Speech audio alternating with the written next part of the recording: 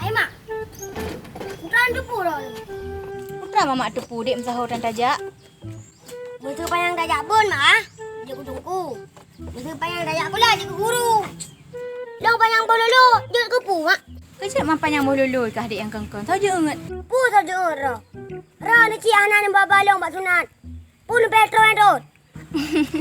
Alah, hai boceh. Eji nak kan, hana pu panjang nak hai. Kah hana panjang umu, panjang bololo. Hang ku tem long mak. Ngan long mandung balik sunat. Kah beres nak hai. Tenang mentai kah. Sehingga mamak me bak dukun. Nyak murah bacuk kenjet. Pun buka mak bak dukun. Hang ku tem long. Long tetap baru magi tanah-tanah ni me. Bapak Saipul Kamal mak. Ini nak sunat bonderen. Lu sunat langsung je wang tangan. Kepala tu. Pak temanyan boceh. Masa lu sunat langsung je wei tangan. Tapi kekah kau bololo lagi kau okey. Lu dah kau langsung je kat ibak kayek. Ha nak hai. Hai mak, ada ni bek kolok sabe. Kena makan kena sunat bonderen mak. Ingat mak bapak Saipul Kamal.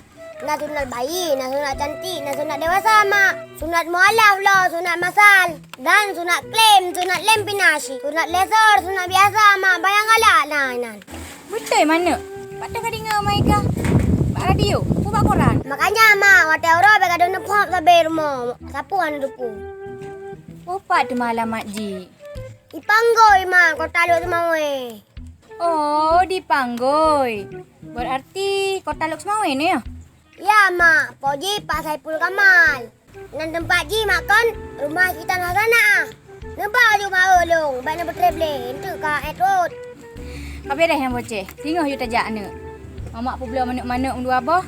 Tak gerak laju. Ya, depi panjang itu untuk kah bahaya kan.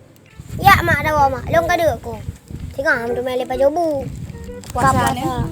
Boceh. Apa?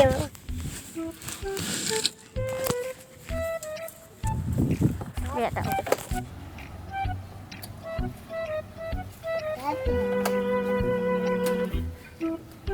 Dua buka mak, dah ada untuk ham tu mai sunat long. Maju boceh. Ni.